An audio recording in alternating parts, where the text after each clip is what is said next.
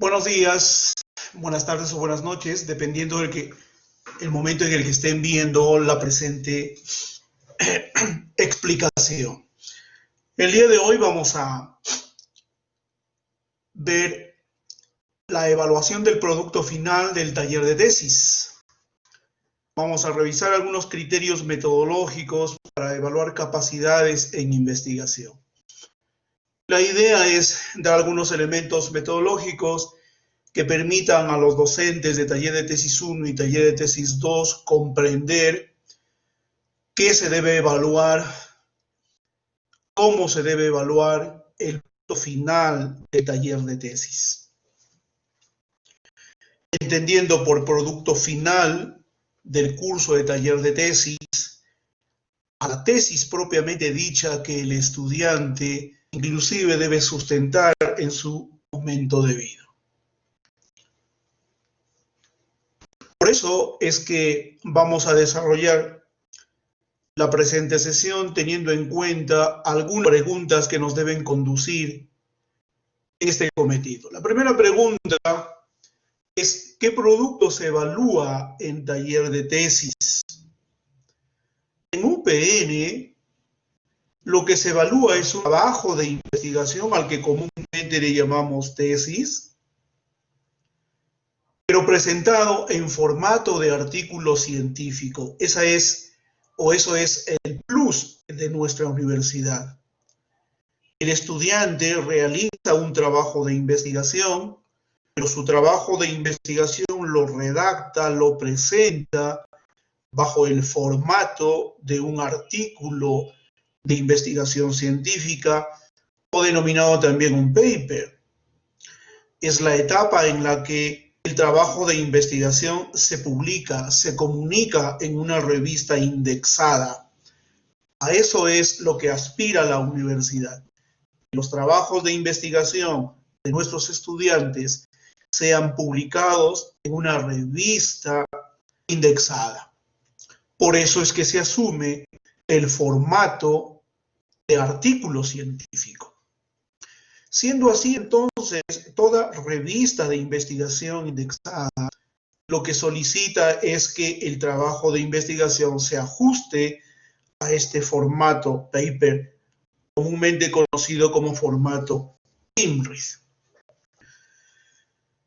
Entonces, el formato de nuestra universidad es el denominado IMRIT. Obviamente, el formato para cumplir algunas formalidades propias de la universidad viene acompañados con otros elementos que lo podemos describir tal como está en la diapositiva. El producto final tiene un título, tiene los autores, tiene los preliminares, ahí está pues la dedicatoria, los agradecimientos, los índices, etc. El resumen, las palabras clave, el cuerpo y las referencias. Lo que nos interesa en este momento es desarrollar todo aquello que se relacione con el cuerpo de esta presentación o informe final en investigación o en taller de tesis. En el cuerpo se debe respetar una estructura que es propia del método IMRIT o de la metodología IMRIT. Es decir, el cuerpo del informe de investigación del estudiante de taller de tesis debe tener una introducción, debe tener la metodología o los métodos, los resultados, la discusión. A estos 4 momentos se los conoce como el método IMRIT o el formato IMRIT. Los docentes que enseñan taller de tesis 1 y taller de tesis 2 se habrán percatado que tanto para la revisión sistemática como para el trabajo de investigación empírica se utiliza este formato IMRIT. La idea, como les decía al principio, el ideal de la universidad es que los trabajos de investigación que producen nuestros estudiantes sean publicados en una revista indexada. Formato de tesis en UPN. ¿Cuál es el formato? Ya decíamos que el formato es el IMRIT. Sin embargo, dicho formato está establecido con algunos preliminares propios que ha colocado la universidad, que es lo que ustedes conocen y tienen en la diapositiva. Tienes una carátula, vienen los preliminares, que es la dedicatoria, el agradecimiento, etc. Las tablas.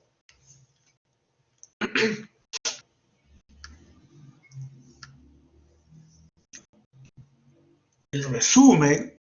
Y la parte del cuerpo que nos interesaba es, en primer lugar, la introducción. Luego viene el método, los resultados, la discusión y las conclusiones.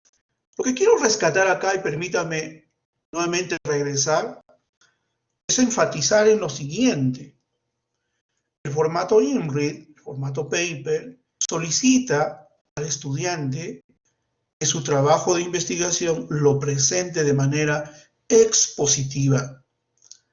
Por lo tanto, todos los elementos metodológicos que tienen que ver con la planificación y la ejecución de la investigación deben establecerse de manera expositiva en estas partes del artículo científico o del formato INRID.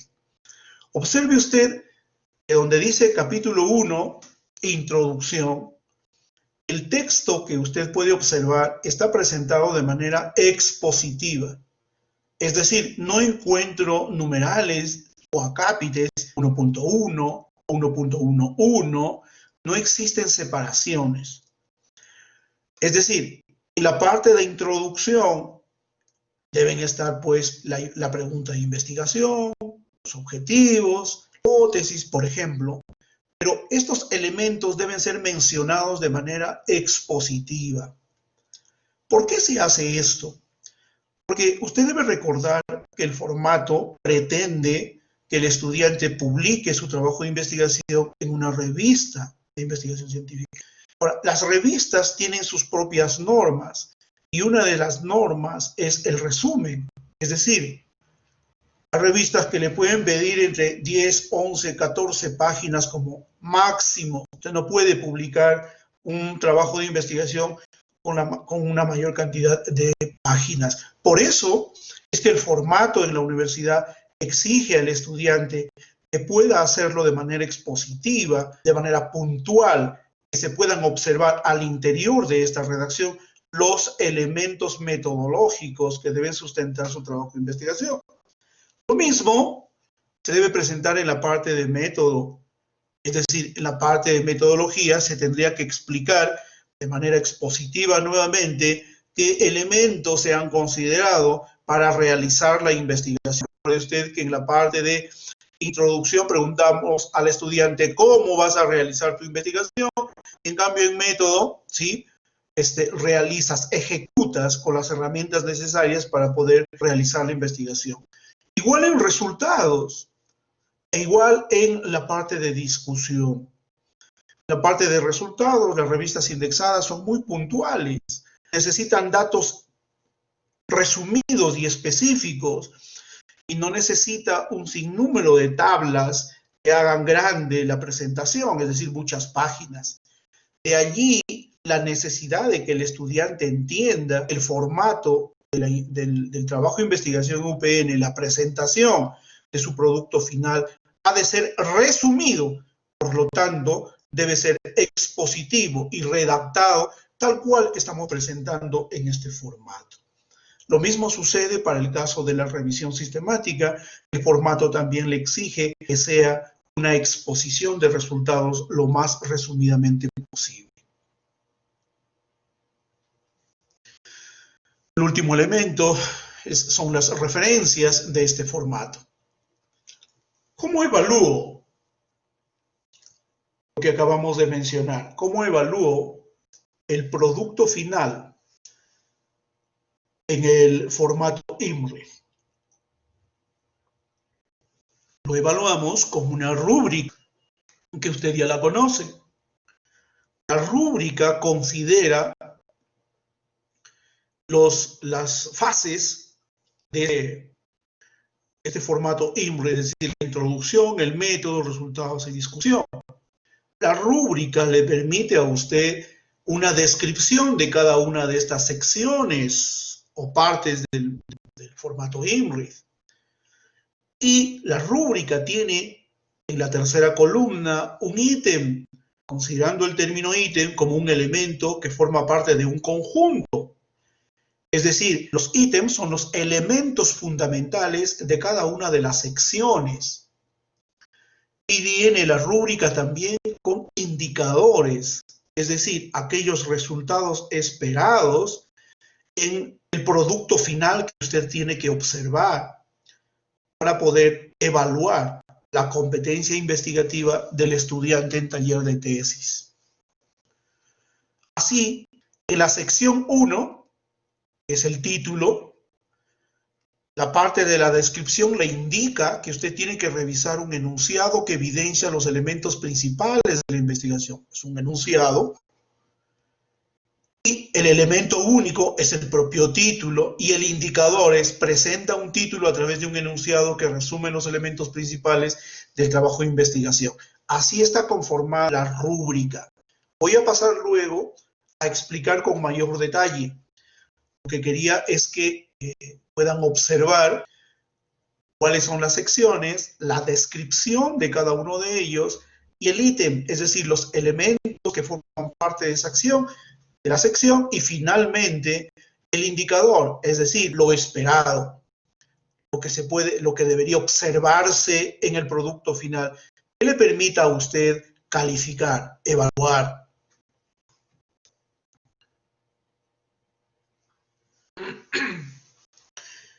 Esta rúbrica tiene elementos metodológicos que el profesor tiene que encontrar en el producto final. Y por lo tanto el estudiante debe haber desarrollado y debe explicitarlo en el trabajo de investigación. En algunos casos no es tan necesario que lo escriba, pero el docente sí tendría que deducir la presencia de ese elemento en el trabajo final. Para que el docente y el estudiante obviamente puedan manejar la rúbrica, debemos contemplar algunos conceptos fundamentales. Debemos asumir algunos conceptos como docentes y como estudiantes. Estos conceptos son los siguientes. Primero, la investigación científica tiene dos grandes momentos. El primer momento es aquella en la que se origina el conocimiento. Es aquella en la que el investigador no tiene todavía muy claros los conceptos. No existe todavía teoría. No existe sistematización aún de teoría. Allí es justamente donde se producen los descubrimientos. A esa etapa de la investigación la denominamos la investigación cualitativa. Algunos le llaman investigación exploratoria. Luego hay un momento de la investigación en la que ya los conceptos maduran, ¿sí? Se vuelven lo más objetivamente posible, se sistematizan, incluso llegan a un estado de algoritmia, de ley, como por ejemplo las ciencias duras, ¿no? La física, por ejemplo. A esa parte en donde la teoría ya está suficientemente sistematizada y existen herramientas matemáticas para poder establecer estudios, a esa se la denomina, esta etapa se denomina la investigación cuantitativa.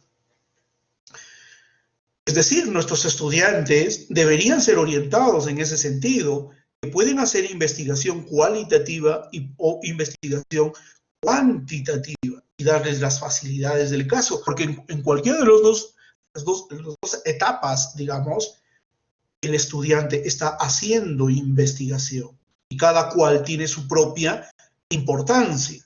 No es que una sea mejor que la otra, por ejemplo, sino es la realidad la que exige un tipo o digamos una fase de investigación.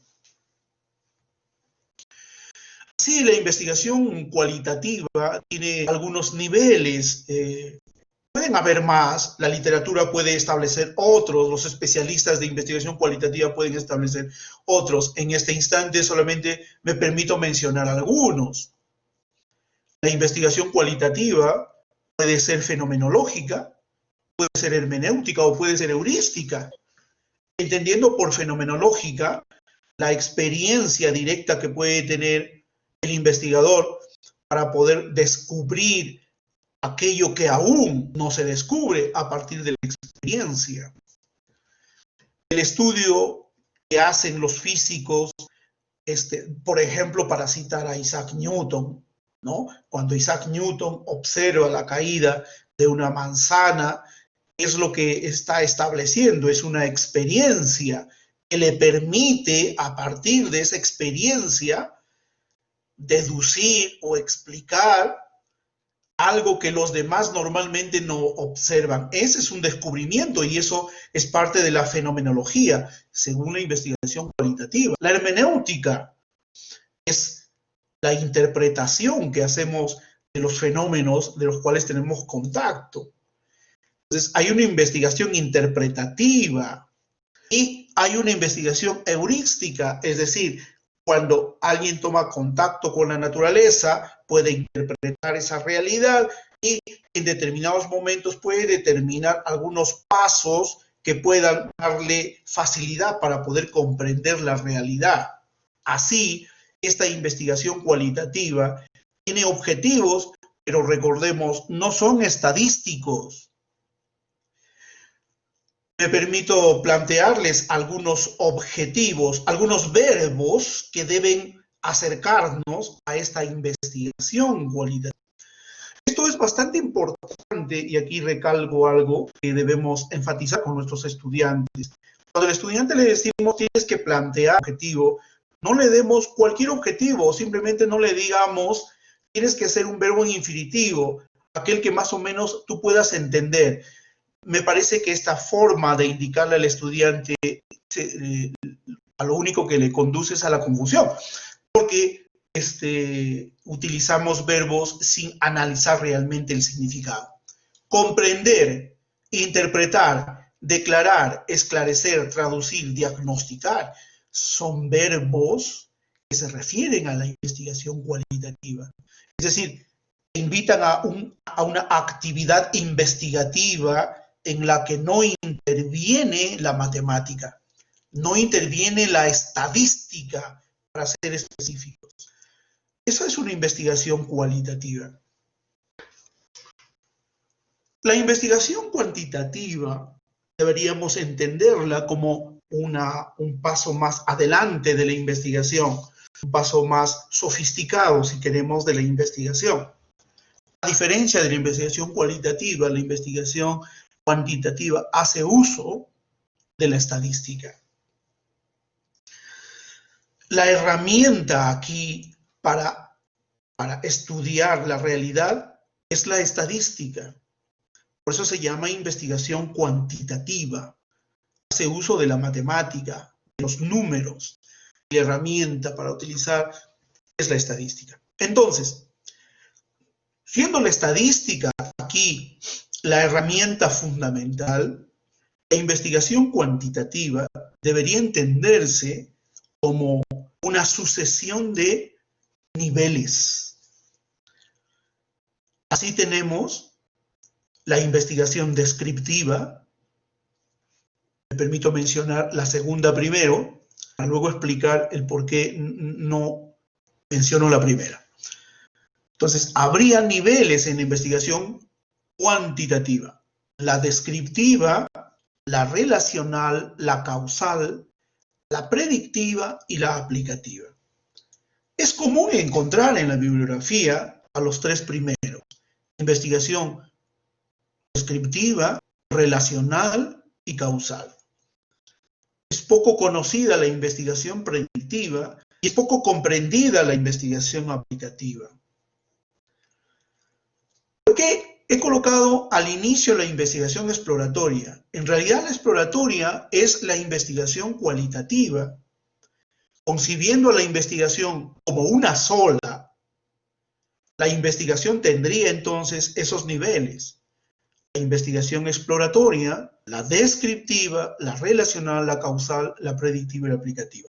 Pero como estamos explicando en este momento la investigación cuantitativa, dejo aparte la exploratoria porque ya lo explicamos anteriormente.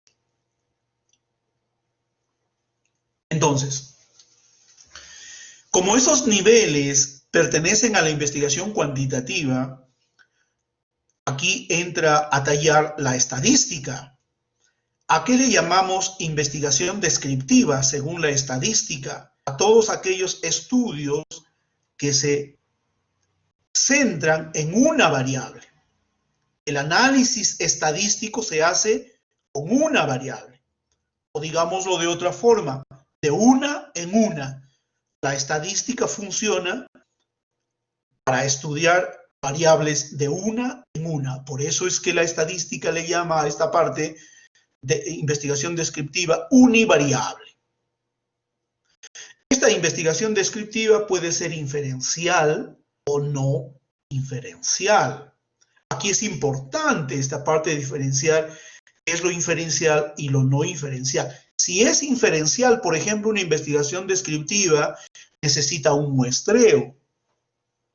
Recuerde que estamos en la parte de estadística, la parte elemental de la estadística de la investigación cuantitativa. Pero puede haber investigaciones descriptivas en donde no se necesita muestreo, por lo tanto es no inferencial. Eso es bastante importante a la hora que utilicemos la herramienta denominada rúbrica para poder explicar a los estudiantes incluso. La investigación relacional, que es la que le continúa, ¿sí?, implica un análisis bivariado. Es decir, hacemos uso de la estadística o la estadística exige un análisis de dos variables o de dos en dos. La herramienta estadística se puede utilizar aquí de dos en dos. A eso le llamamos estudios relacionales. Un estudio correlacional, por ejemplo, es un estudio que exige una herramienta estadística, un estadígrafo, si quieren, una prueba estadística, en la cual se utilizan la lógica de relacionar dos variables. El nivel que continúa es el nivel causal. El nivel causal ya no es bivariado, es multivariado. Aquí la estadística te presenta herramientas para que tú puedas analizar lo cuantitativo de dos o más variables. Acá tienes un experimento, por ejemplo, en donde no necesariamente intervienen dos variables. Puede haber 3, 4, 5 variables. La estadística te presenta herramientas específicas para poder analizar los datos que tú recojas de estas variables. Luego viene el nivel predictivo, que también es multivariado. Y luego viene la investigación aplicada. Merece un espacio un poco más grande para poder diferenciar lo que es una investigación básica aplicada. Sin embargo, aquí lo único que puedo establecer es lo siguiente. La investigación aplicada es el nivel más alto de la investigación. Yo hago una investigación aplicada siempre y cuando he pasado por una investigación descriptiva, relacional, causal, predictiva. Solamente después de haber pasado por todos estos niveles, seríamos capaces de hacer una investigación aplicada. ¿Por qué? Porque según Bunge, la investigación aplicada necesita de un requisito, necesita de un conocimiento sistematizado y aprobado. Si yo tengo un conocimiento ya sistematizado y probado, soy capaz de hacer tecnología. Y la tecnología puede ser sujeto nuevamente de la investigación científica. ¿Cómo? Cuando evalúo su eficiencia. Cuando evaluamos la eficiencia de una vacuna, estamos haciendo investigación aplicada. Cuando evaluamos la eficiencia de un programa educativo, estamos haciendo investigación aplicada. Bien. Entonces, estos niveles que he mencionado establecen todo el proceso que debería seguir una línea de investigación. Una línea de investigación que exige, en primer lugar, conocer las características de la variable. Investigación descriptiva. Esa misma línea de investigación, después de conocer una variable o más variables, me va a permitir buscar la posibilidad de relacionar estadísticamente esas variables. Entonces tengo una investigación relacional.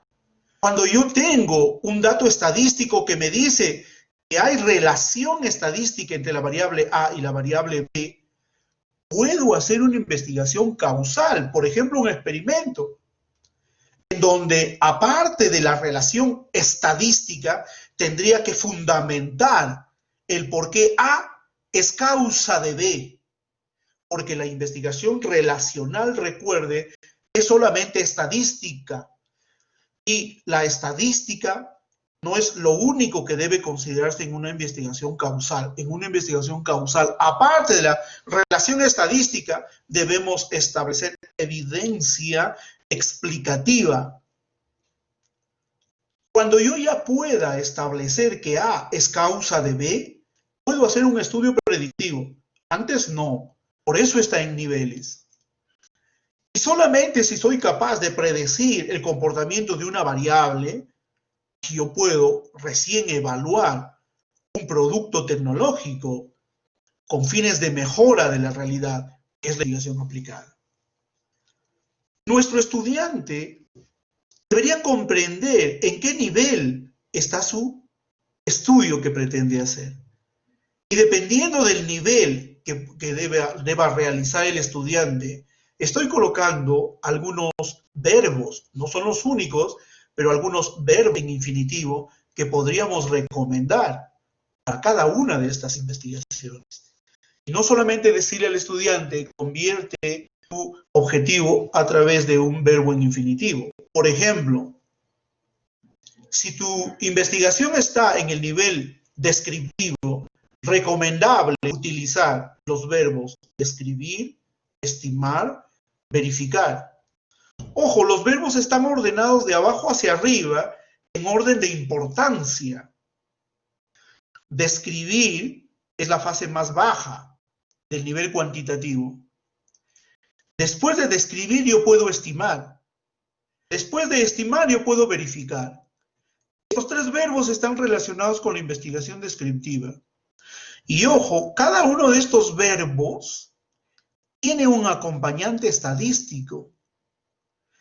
Tiene una herramienta estadística que en su momento se puede establecer cuáles son. Igual que en el nivel relacional, los verbos recomendables son comparar, asociar, correlacionar, medir la fuerza de asociación o de correlación. También está en orden jerárquico. Primero comparo, después asocio, después correlaciono. Y después de correlacionar, puedo medir fuerza de asociación.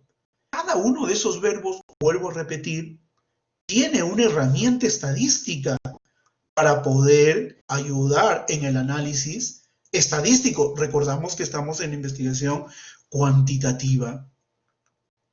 O relacional, por ejemplo. La herramienta estadística más sencilla es Pearson, por ejemplo. Entonces, esa es una herramienta específica en estadística que me va a ayudar a correlacionar, pero no a asociar. ¿Por qué? Porque correlacionar es una herramienta estadística que relaciona, valga la redundancia, variables numéricas. Pero si yo quiero asociar, el verbo asociar no cabe para establecer relaciones entre números, sino entre variables categóricas o cualitativas. Y así puedo ir avanzando. Para el nivel causal, los verbos pueden ser evidenciar, demostrar. Demostrar es específicamente, por ejemplo, para experimentos. Probar. Y en la predictiva yo puedo utilizar el verbo predecir, pronosticar o prever. Hay una jerarquía allí y cada cual, repito, tiene una herramienta estadística. En la investigación aplicativa podemos evaluar en primer lugar, en segundo lugar controlar e inclusive calibrar. Los ingenieros industriales utilizan mucho esta herramienta para evaluar productos tecnológicos. Ellos evalúan, controlan y calibran. Herramientas estadísticas para ello existen. Como usted se habrá dado cuenta, todos los verbos mirando de abajo hacia arriba tienen una jerarquía. Pero los verbos que empiezan en la investigación aplicativa implican los de abajo. Por ejemplo, si yo quisiera demostrar, estoy en el nivel causal. Pero para demostrar, yo tengo que hacer previamente el trabajo de evidenciar. Y para evidenciar, yo tendría que haber medido fuerzas de relación o correlación. Y antes de medir, yo tengo que hacer correlación. Como usted observará, hay una relación de abajo hacia arriba y de arriba hacia abajo. Esto es una forma de indicarle al estudiante de cómo hacer sus objetivos principales y sus objetivos específicos. Esta metodología me permite sistemáticamente indicarle al estudiante cómo debe hacer sus objetivos. Eso por un lado. En segundo lugar, lo que acabo de explicar también me debe permitir explicar esta diapositiva. La pregunta de investigación. La pregunta de investigación es importantísimo en la planificación de la investigación. Un estudiante que elabora una pregunta de investigación metodológicamente recomendable va a ser un orientador en todo el proceso de su investigación. Pero si un estudiante elabora mal este requisito de planificación en investigación, lo va a llevar un día con una pregunta, a la semana otra pregunta, a la tercera semana otra pregunta. Ese es el gran problema de no saber elaborar una pregunta de investigación. Bueno, aquí tenemos algunos pasos, un algoritmo, si tú quieres, que te debe permitir o que nos debe permitir enseñarle al estudiante cómo se hace una pregunta de investigación. Aunque el término correcto no debería ser pregunta de investigación, debería ser enunciado de investigación. ¿Cómo enuncias tu investigación? Y tu investigación, el enunciado de tu investigación, puede ser interrogativo, pregunta de investigación, o puede ser no interrogativo. Es decir, tú puedes enunciar tu trabajo de investigación sin utilizar la interrogación. Lo puedes hacer a través de una frase, de una expresión sin verbo, por si acaso, una frase nominal. Veamos qué elementos debe tener una pregunta de investigación. Metodológicamente hablando, es recomendable que el estudiante, en primer lugar, tenga en claro su tema específico. ¿Pero qué es su tema específico? Es su línea de investigación. Recuerda que al estudiante la universidad le da línea de investigación, luego le da sublínea de investigación. El proceso que debe realizar el estudiante es, luego de ubicar su sublínea de investigación, seguir un proceso hacia lo particular. Y de esa sublínea de investigación tendría que especificar un tema. Ese tema va a ser su variable de estudio. El tema específico, lo más específico que se pueda. ¿Por qué? Porque va a ser, repito, la variable de estudio. Si el estudiante tiene claro el tema específico, es decir, el área de conocimiento, el cual va a abordar en su estudio, ya tenemos la primera parte de su pregunta de investigación. Porque luego de que tenga el tema específico, lo que tiene que establecer el estudiante es el propósito, la intención que tiene como investigador respecto de ese tema, de esa área específica de conocimiento. ¿Cuál es el propósito?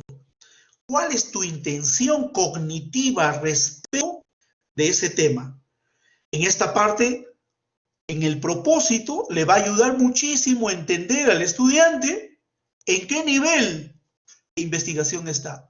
incluso si su investigación es cualitativa o cuantitativa. Esta comprensión le debe llevar al estudiante a establecer con claridad su propósito. Si, por ejemplo, en el nivel investigativo se ubica en el nivel predictivo, su propósito puede ser pronosticar el comportamiento de una variable. Quiere pronosticar. Si se ubica en el nivel causal, su propósito puede ser explicar la variable A en función de la variable B. Esos son los propósitos, pero están en un determinado nivel. Por eso es que acá dice propósito, depende del investigativo. Ya tiene su tema específico, es decir, ya tiene su variable de estudio. Y ya tiene claro su propósito, es decir, su intención cognitiva respecto de esa área de conocimiento. Ahora tiene la oportunidad el estudiante de concebir o de considerar otra variable u otras. O de repente no quiere considerar otra variable, depende del investigador. Aquí dice otra u otras variables. Otras variables si es que el estudio es analítico. Recordemos esto de analítico. En la investigación cuantitativa, los estudios analíticos son relacional, causal, predictiva, aplicativa. ¿Por qué? Porque hay de 2 a más variables que relacionar. La estadística va a tener que hacer un trabajo entre 2 variables, un análisis entre 2 variables. Esos son estudios analíticos. El estudio descriptivo no es analítico porque solamente considera una variable. La estadística no va a hacer análisis variado, por eso es no analítico. Por eso es que aquí cuando menciona otra variable u otras variables, dice estudios analíticos. Si es que considero una segunda variable, porque la primera variable, recuerde usted, que es el tema específico. El otro elemento es la población. Es importante que tenemos la población. Y explicarle al estudiante que, por ejemplo, para efectos prácticos, la población es el grupo de individuos, no necesariamente personas, por si acaso, son los individuos, los elementos de estudio, las unidades de estudio, mejor dicho, al cual tiene acceso el estudiante. Eso deberíamos explicarle. Esa es la población. Si yo soy docente de UPN, mi población son los estudiantes de UPN, no todos los estudiantes del mundo. Ese concepto le va a ayudar mucho al estudiante desde el punto de vista práctico, por favor. El otro elemento es la delimitación espacio-temporal. Pero hay una observación ahí, dice, solo para estudios no analíticos. Recordemos, el estudio no analítico es el descriptivo. Si tu estudio es descriptivo o exploratorio o cualitativo, sí es una exigencia que tú coloques la delimitación espacio-temporal. ¿Por qué? Porque en un estudio no analítico, los resultados que yo obtenga van a ser referidos específicamente a un lugar y a un tiempo. Pero cuando el estudio es analítico, la importancia del estudio analítico es la relación de 2 o más variables. Por lo tanto, los resultados que yo obtenga no tienen nada que ver con el espacio y con el tiempo. Si yo encuentro que hay una relación entre el hábito lector y el rendimiento académico, eso va a ser igual aquí en Cajamarca, en Trujillo, en Lima o en China. Por lo tanto, no es exigencia para un estudio analítico que el estudiante coloque la delimitación espacio-temporal. Lo puede colocar, pero no es exigencia metodológica. Entonces, estos elementos se expresan en un enunciado interrogativo o no interrogativo. Para el caso, porque en nos hemos acostumbrado, digamos, a ello, voy a colocar un ejemplo de la interrogación, del enunciado interrogativo, de la pregunta de investigación. Propongo esta regla sintáctica para que el estudiante lo aprenda. La pregunta de investigación debe tener el propósito en primer lugar, el tema específico luego, la otra variable que es opcional, la población y la delimitación, que también es opcional. Eso le va a ayudar muchísimo al estudiante. Veamos el ejemplo. Digo, pregunta de investigación. ¿Qué características tiene el pensamiento crítico en estudiantes de primer ciclo de la UPN 2020? ¿Qué características? Caracterización. Mi propósito es caracterizar, describir. Ese es mi propósito. Observe que metodológicamente le pide al estudiante que lo primero que tiene que establecer es su tema, pero a la hora de construir la pregunta, lo primero debe ser el propósito. Por eso es que empieza la pregunta con ¿qué características tiene el pensamiento crítico? Pensamiento crítico, tema de investigación. Observe la regla sintáctica. En estudiantes de primer ciclo, población. De la UPN 2020, delimitación. ¿Qué pasó? Acá no hay otra variable. Hay una sola variable, pensamiento crítico. Pero esta variable es su tema específico, es su variable de estudio. Entonces, por la pregunta de investigación, yo rápidamente infiero que es un estudio no analítico, es un estudio descriptivo. Siguiente ejemplo. ¿Existe relación entre pensamiento crítico y educación privada en estudiantes universitarios? Observe, acá está la variable de estudio, la variable principal. Recuerde eso siempre. En un estudio siempre hay una variable principal, se llama variable de estudio. La variable de estudio aquí es pensamiento crítico y luego viene la otra variable. En este caso es educación privada, en estudiantes universitarios. Observe que aquí ya no es importante la delimitación espacio-temporal. Lo puedo colocar, pero no es necesario metodológicamente hablando. Porque aquí lo importante es la relación entre pensamiento crítico y educación privada. Por el enunciado o por la pregunta de investigación, yo deduzco rápidamente que es un estudio relacional. Estos elementos comprendidos de parte del profesor, comprendidos de parte del estudiante, teniendo en cuenta estos fundamentos teóricos, nos deben permitir, ahora sí, entender el instrumento que debo utilizar para evaluar el producto final del curso de taller de tesis. ¿Qué debo tomar en cuenta para utilizar la rúbrica del producto final de taller de tesis? Debo tomar en cuenta los indicadores que usted tiene en la rúbrica, que ya conoce. Y con la explicación que hemos dado de los fundamentos teóricos,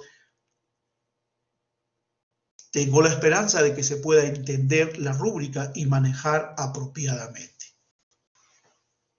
Evalúo en primer lugar la introducción, aunque comienza con el título, ¿verdad?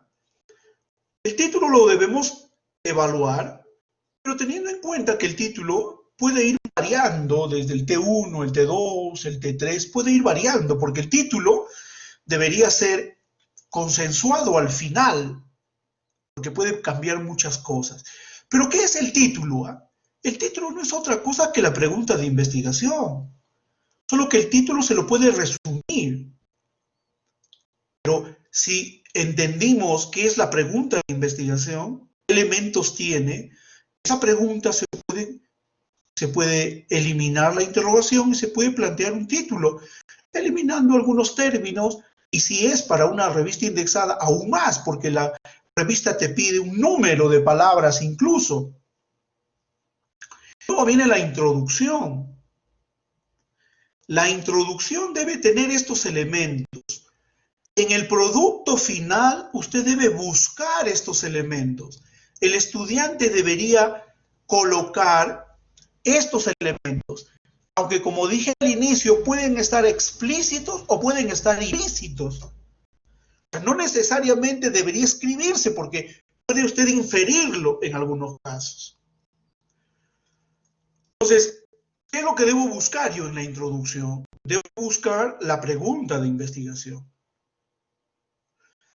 Y esa pregunta debería evidenciarse con Este indicador que dice el enunciado, pregunta de investigación, contiene el propósito, que ya vimos anteriormente, la variable o variables, el número de variables va a depender de lo que acabamos de explicar, la delimitación geográfica y temporal, si es que el estudio es no analítico, la teoría o bases teóricas, esto es fácil de entender, es el marco teórico que nosotros ya conocemos, que en el caso de UPN lo que pretendemos es que este marco teórico no sea otra cosa que la revisión sistemática o lo que se hizo en la revisión sistemática.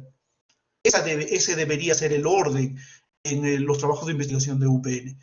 Los antecedentes, es decir, las investigaciones parecidas a las que está enfrentando el estudiante. El objetivo, como ya explicamos anteriormente, con los verbos específicos y dependiendo del nivel. Otra forma bastante básica de hacer el objetivo es copiar la pregunta de investigación y agregarle el objetivo. Esa es una manera fácil. La hipótesis, recordar lo siguiente, ¿no? La hipótesis depende mucho del enunciado de la investigación, de la pretensión que tenga el estudiante, del propósito que tenga el estudiante. La hipótesis tendrá que ser explicada. Si existe la hipótesis, tendrá que ser explicada el por qué existe la hipótesis, pero también darle el chance al estudiante de que no tenga hipótesis su trabajo. Eso depende del investigador. O sea, no utilicemos la presencia de la hipótesis como indicador de que esté bien o mal la investigación o el trabajo de investigación. La hipótesis depende mucho del enunciado de la investigación, de lo que pretenda hacer el estudiante. La justificación es una actividad bastante sencilla, donde se establece la importancia del estudio. En el método, hay que identificar el tipo de investigación, pero ojo con el indicador. El estudiante clasifica su investigación teniendo en cuenta criterios. O sea, si clasifica su investigación, el estudiante debe tener claro el criterio, el por qué su investigación está bajo esa tipología. No acostumbrarlo al estudiante a llenar un formato por llenar el formato, sino darle la oportunidad al estudiante que te indique el criterio que ha utilizado para poder establecer una tipología en su trabajo de investigación. Y un criterio es ser exhaustivo y que su trabajo se excluya de otro. Los participantes, la población y la muestra, el indicador nos dice, identifica la unidad de estudio como consecuencia de haber ubicado su población o muestra. Explica el tipo de muestreo según sea el caso. Tengamos en cuenta que las investigaciones en realidad lo que pretenden es utilizar la población, sino que como no es factible, en algunos casos se le pide muestra. Eso quiere decir que un estudiante puede presentar su trabajo de investigación con la población y no necesito exigirle muestra. El muestreo se exige cuando la población es inalcanzable o cuando pretendo hacer una inferencia, porque si no pretendo hacer una inferencia, yo no tengo por qué pedirle muestreo al estudiante. Es decir, ese tipo de cuestiones uno debe ir razonando cuando va revisando el producto de investigación. Las técnicas e instrumentos. Describe técnica y especifica el instrumento utilizado, señalando si el instrumento es creado o adaptado. Aquello es bastante importante. Acostumbrarlo al estudiante, si su investigación es cuantitativa, sobre todo, es que debe existir un instrumento que le permita medir su variable. Recuerde que si es investigación cuantitativa, va a tener que medir la variable. Y la medida puede darse en variables cualitativas o en variables cuantitativas. Y el instrumento tiene que tomar en cuenta la naturaleza de esas variables, pero finalmente va a tener que medirlas. Y esa medición, como es cuantitativo, tendrá que volverse en números, porque va a hacer uso de la estadística. Entonces, el instrumento debería ser un instrumento validado, en todo caso adecuado, en todo caso construir un instrumento. Aunque construir un instrumento es complicado, porque construir un instrumento es toda una investigación, es toda una línea de investigación. Lamentablemente, en este momento la universidad no tiene un formato que le permita al estudiante, por ejemplo, crear un instrumento de medición, que debería existir en la universidad. Pero estamos en el tema de poder darle la facilidad al estudiante. Es más, si un estudiante se presentara con la intención de validar un instrumento o de crear un instrumento, la investigación debería ser considerada. Procedimientos de recolección de datos. Señala y sustenta cómo se desarrolló el proceso de recolección de datos. Análisis de datos, análisis estadístico. Aquí es importante la estadística nuevamente, porque me pide que señale y sustente el procedimiento desarrollado en el análisis de datos o tratamiento y análisis de los datos. Si es en la investigación cuantitativa. Si hago un estudio descriptivo, el estudiante debería hacer uso de medidas de tendencia central, por ejemplo, y explicar qué medidas de tendencia central va a utilizar y por qué. Si hago un estudio relacional, tendría que mencionar una herramienta estadística que me permita calcular la relación de esas variables. Una correlación de Pearson, un t-student, un chi-cuadrado. Las herramientas estadísticas tienen que ser utilizadas de acuerdo a lo que se está investigando. Y el estudiante debería tener la posibilidad de poder explicarlo. Aspectos éticos, que es de conocimiento de todos nosotros, lo importante.